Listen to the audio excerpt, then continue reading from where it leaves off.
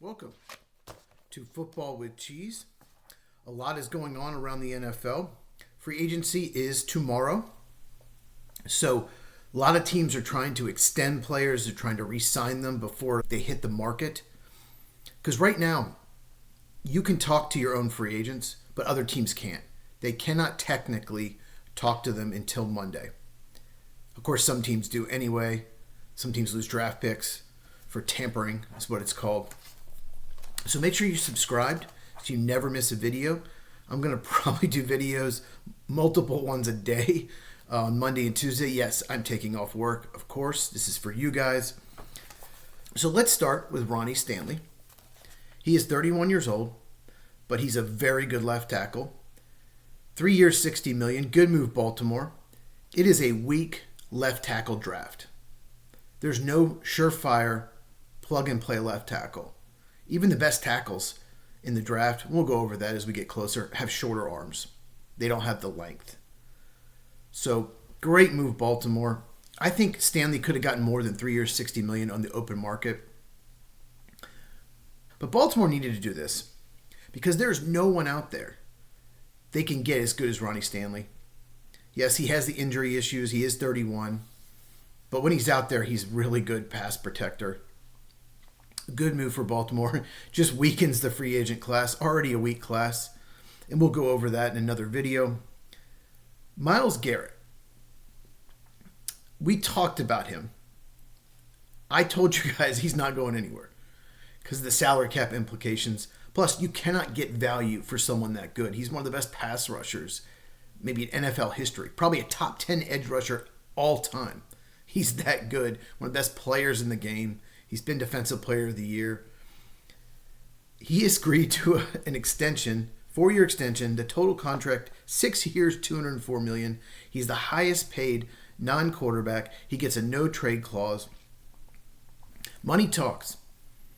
He wanted out. He wanted to win, but then they threw his money at him. Okay, maybe I don't need to win right away. Let's give me $40 million a year. Sure. But the no-trade clause is not about wanting to stay in Cleveland. It's if they do end up trading him down the line, I can pick the team.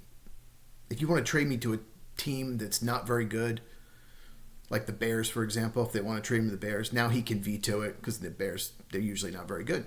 So that's what the no-trade clause is. Now, this could have implications for Jamar Chase and the Bengals because I'm telling you right now, Jamar Chase wants to be the highest paid non-quarterback. So he wants more than $40 million per year. You probably could have had him a lot cheaper last year, Bengals, if you extended them in, but this is how the Bengals do business. We'll re-sign you. We'll extend you at our price. And we'll see what happens. They've got to lock up Chase. He's such a good receiver. Okay. Let's move on to the Seahawks. Reportedly, Seattle has lowered their asking price for DK Metcalf. We talked about that on the channel. There's no way someone's giving up a first-round pick and having to pay him $30 million a year. Like I said, DK Metcalf is a very good receiver, but he's not Jamar Chase or Justin Jefferson. So now they're saying they'll take a second-round pick and maybe some more. We'll see. I told you in the video I give up maybe a third-round pick, but that's it. But I'd want maybe a late-round pick back. Now, if I'm New England, I would probably give up my third-round pick. It's a high third-round pick. I think Seattle would probably take that. And New England has a ton of cap room, and the free agent class is weak, and they're desperate for receiver help. They have probably the worst receiving core in the league right now. Not surprised. Seattle thinking they can get a first-round pick. They were dreaming. I think the Seahawks really want to move him today before free agency starts. So they know if he's going to be on the team. And they can maybe go out and sign a receiver to replace him. And then Xavier Worthy won't be charged. The prosecutor is not accepting the case. If you did not know from our previous video or have not seen the news, Xavier Worthy was charged with domestic violence, circumventing breathing, something like that, which usually means strangulation. But they're not accepting the case. The rumor, according to the Austin American-Statesman, was that he asked a female to leave the residence because of her infidelity. Wow. So a couple things here. Maybe she attacked him first when she wouldn't leave, and that's why they're not charging him, because it was self-defense. Or maybe he was just trying to shove her out of the residence and pushed her up high. I don't know. Or maybe she recanted her statement. Or maybe she made it up. For whatever reason, they're not charging him. There still could be a suspension, even though it's not charged with the NFL. They could still suspend him. But this is just another domestic violence incident involving a Chiefs player. They seem to have one every year. They've had a lot of success. They've won 3 of the last 6 Super Bowls, but I would get this cleaned up and stop taking risks on these players. It just looks so bad for your organization. All right. Now, I promised you guys videos on offense and defense, one each, about the best fits for all these free agents. But I recorded the offensive video yesterday, and then 2 of the players ended up re-signing with their team. And I went to maybe edit it out, and it didn't work. For example, Ronnie Stanley was a focus in that video.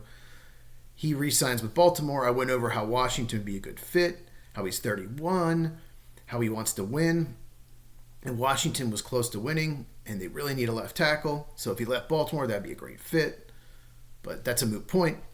And trying to edit that out would have just completely made the video make no sense, because he's the first person I talked about and the one I focused on the most. So I'm not going to do those videos. Instead, I'm going to do a free agent preview and just go down a list of 10, 12 players, maybe some positions that are strong. I'm going to explain what free agency is and what the goal should be and what to do and what not to do, and give you some examples. What not to do, we'll talk about the Giants last year. What to do, we'll talk about the Packers and how they approached it last year. So look out for that video later today. All right, so like this video. Likes help. Comment down below. What do you think of the Myles Garrett? Should they have traded him? Should they have extended him? This is a good move. Subscribe if you have not to the channel. Turn on that bell for notifications, because I'm going to be doing a ton of videos the next few days. I could do instant reaction, any crazy trades, any signings. And look out for my free agency video later today, and I'll catch you in the next one.